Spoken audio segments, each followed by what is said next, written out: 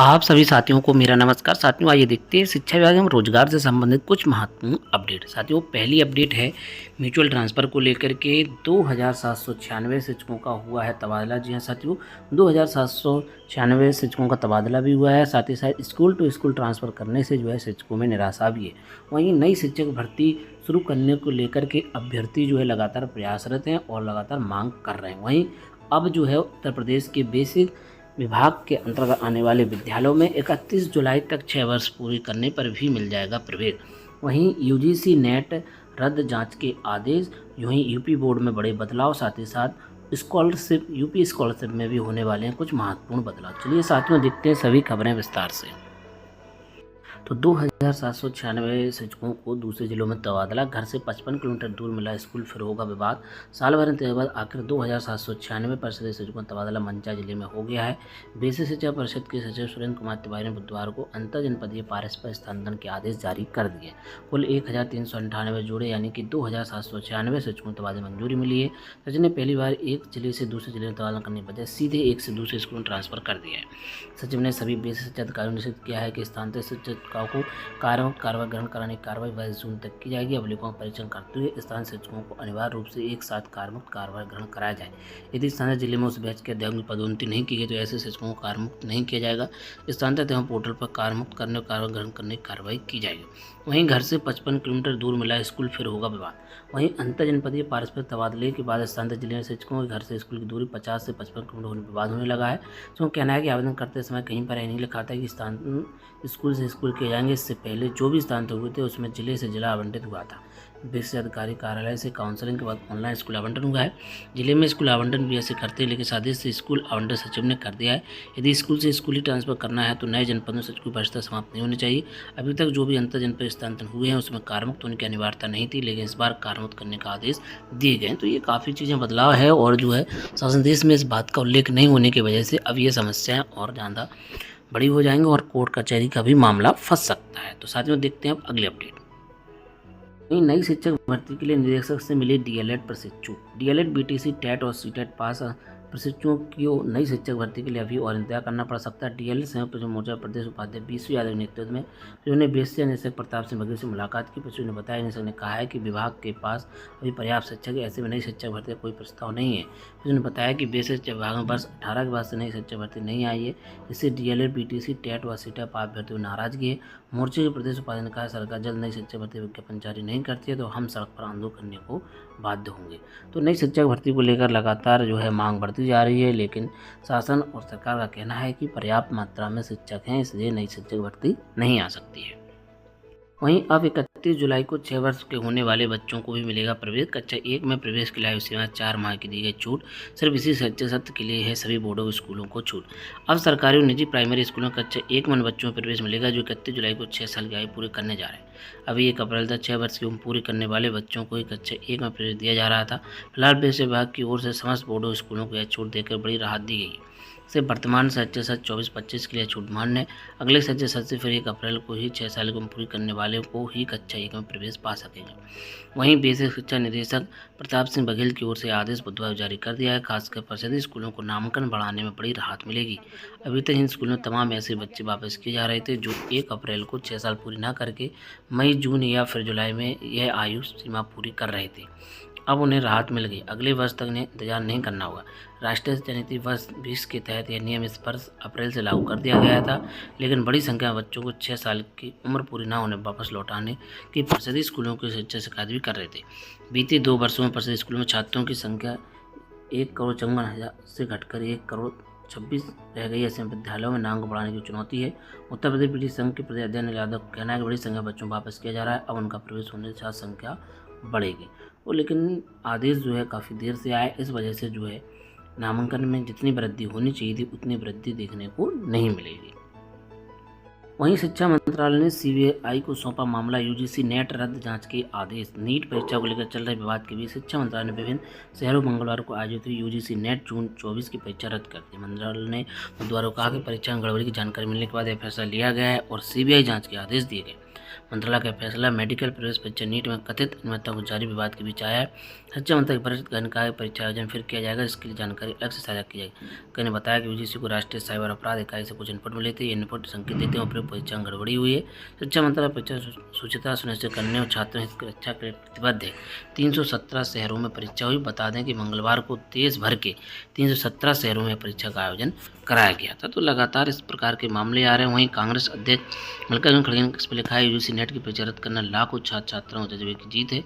ये केंद्र सरकार की हार है। इसके चलते उन्हें हमारे युवाओं के भविष्य को रोकने का प्रयास किया। केंद्रीय शिक्षा मंत्री पहले ही कहते हैं कि नीट पेपर लीक नहीं होगा। जब बिहार गुजरात पर चमक गए तो वे मानते हैं कि कुछ घपला है। खड़गे ने लिखा है, नीट की परीक्षा रद्द कब होगी? नीट अभ्यर्थियों से 3 घंटे की पूछताछ, युवाओं के साथ खिलवाड़ कांग्रेस। तो चलिए साथियों, अब देखते हैं अगली अपडेट। कर्मचारी की सेवा समाप्ति का आदेश जारी किए बिना वेतन नहीं रोक सकते। हाईकोर्ट ने जौनपुर के शिक्षक की याचिका स्वीकार करते हुए दिया आदेश। इलाहाबाद हाईकोर्ट ने कहा है कि उत्तर प्रदेश मान्यता प्राप्त बेसिक स्कूल नियम 78 के तहत जब तक किसी कर्मचारी के खिलाफ कोई प्रतिकूल कार्रवाई या सेवा समाप्ति का आदेश जारी नहीं किया तब तक सेवा में माना जाएगा, साथ ही वह वेतन पाने का हकदार होगा। यह आदेश न्यायमूर्ति पीयूष अग्रवाल की कोर्ट ने जौनपुर शिक्षक संजय सिंह और 3 अन्य की याचिका स्वीकार करते हुए दिया है। जौनपुर के Keshavnath senior basic school Haraiya Ramnagar Moya में संजय सिंह और अन्य सहायक अध्यापक के आवेदन किया था। समिति ने उनकी चयन संस्तुति की 21 अगस्त 3 को जिला विशेष अधिकारी ने याचिकाकर्ता और सहायक अध्यापक पर चयन के लिए स्वीकृति प्रदान की। याचिका में पदभार ग्रहण कर लिया और उन्हें नियमित आधार वेतन दिया जाने लगा। ईस्वी 2008 में जांच की गई कि इसके बाद याचिकाकर्ता और राजपाल से मिलीभगत का आरोप लगाकर सभी का वेतन रोक दिया गया, साथ ही नियुक्ति पदों में काम करने से मना कर दिया। जांच रिपोर्ट के आधार पर याचिका के खिलाफ एफआईआर दर्ज की गई। बाद में आरोप पत्र जारी किया गया। इसके खिलाफ याचिकों ने हाईकोर्ट में आवेदन दाखिल किया। इसमें एक अंतरिम आदेश पारित किया। वहीं वेतन कटौती से व्यथित होकर याचिकों ने हाईकोर्ट का दरवाजा खटखटाया। याचिकाकर्ता ने दलील दी कि नियुक्तियों को जिला विशेष अधिकारी जौनपुर अनुमोदित किया था। प्रतिवादियों ने नियुक्ति में अनियमितता साबित नहीं कर पाए। वहीं प्रतिवादियों के वकील ने दलील दी याचिकाकर्ताओं के पदों पर नियुक्त करते समय उत्तर प्रदेश मान्यता प्राप्त basic school junior high school शिक्षक भर्ती सेवा शर्तें नियम 1978 विशेष प्रावधानों का पालन नहीं किया गया था। ऐसे में याचिकों की नियुक्ति अवैध थी, इसलिए उनका वेतन रोकना उचित है। न्यायालय ने माना कि याचिकाकर्ता और राजपाल के साथ मिलीभगत करने का सिर्फ आरोप लगाया, इसे साबित करने के लिए कोई सबूत पेश नहीं किया। कोर्ट ने कहा याचिकाकर्ताओं नियुक्ति अवैध नहीं कहा जा सकता है क्योंकि चयन साझा जिला विशेष अधिकारी नामित व्यक्ति को प्रश्न में की गई थी। यह भी कहा गया कि जिला विशेष अधिकारी की संतुष्टिवादी याचिकाकर्ताओं को 21 अगस्त 2023 को स्वीकृति दी गई थी। साथियों, देखते हैं अब अगले अपडेट। वहीं यूपी में छात्रवृत्ति की दरों में होगी वृद्धि। यूपी में चालू वित्त वर्ष में छात्रवृत्ति दरों में वृद्धि होगी। केंद्र सरकार अगले माह अपनी नई दरें जारी करेगी। इन्हें प्रदेश में भी लागू करने पर विचार किया जाएगा। राज्य सरकार अनुसूचित जाति और जनजाति छात्रों को 2.5 लाख रुपए तक, अन्य वर्ग के लिए 2 लाख रुपए तक सालाना आय होने पर छात्रवृत्ति शुल्क भरपाई करती है। वहीं 23 में कक्षा 9-10वीं के छात्रों से भत्ता 3,000 रुपये से बढ़ाकर 3500 रुपये किया गया था। इसके अलावा 10वीं तक कक्षाओं छात्रवृत्ति दरों में वृद्धि की गई थी। समाज कल्याण विभाग के सूत्रों के मुताबिक केंद्र सरकार एक बार फिर से छात्रवृत्ति दरें बढ़ाने जा रही है। राज्यों के साथ बैठक में जानकारी दी गई। माना जा रहा है 10 जुलाई तक इनकी नई दरें आ जाएंगी। उन दरों को यूपी में भी स्वीकार किया जाएगा। तो साथियों, देखते हैं अब अगली अपडेट। यूपी बोर्ड में बड़े बदलाव देखने को मिल सकते हैं। 7 सब्जेक्ट के नंबरों से बनेगी हाई स्कूल की मेरिट। यूपी बोर्ड 9वीं और 10वीं कोर्स में करने जा रहा है बड़ा चेंज, मांगे सुझाव। बोर्ड परीक्षाओं को जिला स्तरीय 1200 मेधावी होंगे सम्मानित। हाई स्कूल में 10 विषयों की पढ़ाई कराने की तैयारी, 29 तक दे सकते हैं सुझाव। सत्र 25-26 में लागू होंगे बदलाव। परिषद को मेल ID पर भेजना होगा सजेशन। हिंदी पढ़ना सभी के लिए अनिवार्य, कला किसी एक विषय में चयन जरूरी। तो इस प्रकार से जो है इसमें बदलाव होने जा रहे हैं।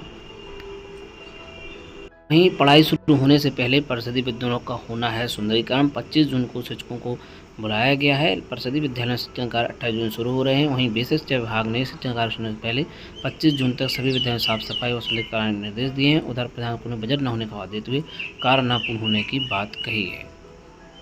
तो कहना है कि विद्यालय परिसर कच्चा कच्छ हो या बाथरूम बजट न होने की सफाई नहीं हो पाती है। कई बार शिक्षकों ने खर्च पर परिसर भवन की मरम्मत कराई, लेकिन उसका पैसा अभी तक नहीं मिला है।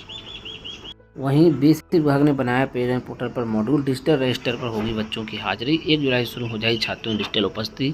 2 टैबलेट पिछले सत्र में ही दिए हैं हर स्कूल को। MDM का लेखा जोखा भी रोजाना इसी पर किया जाएगा दर्ज। स्कूल से जुड़ा ब्यौरा और खर्च भी डिजिटल रजिस्टर पर होगा। वहीं BSA अरविंद कुमार पाठक कहना है डिजिटल हाजिरी में खास बात यह है कि इसमें किसी तरह का बदलाव नहीं किया जाएगा। साथ ही स्कूल खुलने के 1 घंटे बाद मॉड्यूल अपने आप बंद हो जाएगा। इससे बच्चों की हाजिरी में संख्या कम या ज़्यादा नहीं की जा सकेगी। आंगनवाड़ी केंद्रों पर स्थापित होंगी बाल वाटिकाएं। संचालित होंगी प्री प्राइमरी कक्षाएं। जुलाई शुरू होगा पठन पाठन। पेश विभाग देगा अभ्यास पुस्तिका। पहली बार मिलेगी पुस्तक। DPO जितू देवी ने बताया कि पहली बार आंगनबाड़ी केंद्र पर रहने वालों को पाठ्य पुस्तकें पढ़ने के लिए मिलेंगी। इन पाठ्य पुस्तकों पर पुरस्कार भी रहेगा। कक्षा में प्रथम पाठन पूरा होने के बाद उनको अभ्यास पुस्तक का गृह कार्य भी दिया जाएगा। कक्षा 1 में प्रवेश से पहले प्री प्राइमरी में पढ़ाई करने वाले बच्चों को बुनियादी शिक्षा पकड़ मजबूत हो सकेगी, जिससे वह आगे कक्षा में बेहतर उन्नति कर सकेंगे। तो अब आंगनबाड़ी केंद्र पर स्थापित होंगी बाल वाटिकाएं और संचालित होंगी प्री प्राइमरी कक्षाएं। 42 लाख विद्यार्थियों को मुफ्त किताबें बांटने की चुनौती। परिषदीय स्कूलों में कक्षा 1 व 2 में नहीं बटी पुस्तकें। 28 जून से शुरू होगी पढ़ाई, काम में तेजी लाने के निर्देश। जी हाँ साथियों, परिषदीय स्कूलों में कक्षा 1 व कक्षा 2 के विद्यार्थियों को अभी तक मुफ्त पाठ्य पुस्तकें नहीं मिल सकती हैं। गर्मी छुट्टियां खत्म होने के बाद अब 28 जून से विद्यार्थियों फिर से पढ़ाई शुरू होगी। ऐसे में अब 42 लाख छात्र छात्रों को किताबें उपलब्ध कराने की चुनौती है। फिलहाल पुस्तकों की छपाई के साथ साथ जिले में सप्लाई का काम भी शुरू कर दिया गया। कुछ जिलों में किताब पहुंचना शुरू हो गए। गुरुवार से अन्य सभी जिलों में किताब पहुंचना शुरू हो जाएंगे। राज्य पाठ्य पुस्तक अधिकारी माह तिवारी अनुसार कक्षा 1 व कक्षा 2 में छात्रों को 6 पुस्तकें दी जाएंगी। वहीं उर्दू मीडियम व अंग्रेजी माध्यम के छात्रों को 2 पुस्तकें अतिरिक्त मिलेंगी। वहीं राष्ट्रीय शैक्षिक अनुसंधान परिषद NCERT का पाठ्यक्रम इस शैक्षिक सत्र से इन दोनों कक्षा में लागू किया गया। इसके पाठ्यक्रम निर्धारण में देरी हुई है और फिर मार्च में चुनाव आचार संहिता लागू होने से पुस्तकों में छपाई का काम लटक गया। साथियों, आज की प्रमुख अपडेट में बस इतना ही। ऐसे अन्य अपडेट के लिए आप जुड़े रहें शिक्षा विभाग यूट्यूब चैनल पर। यहाँ पर आपको शिक्षा विभाग में रोजगार से संबंधित महत्वपूर्ण खबरें जो है डेली प्रदान की जाती हैं। तो साथियों, मिलते हैं किसी नेक्स्ट वीडियो में अन्य अपडेट के साथ, नई जानकारी के साथ। जय हिंद।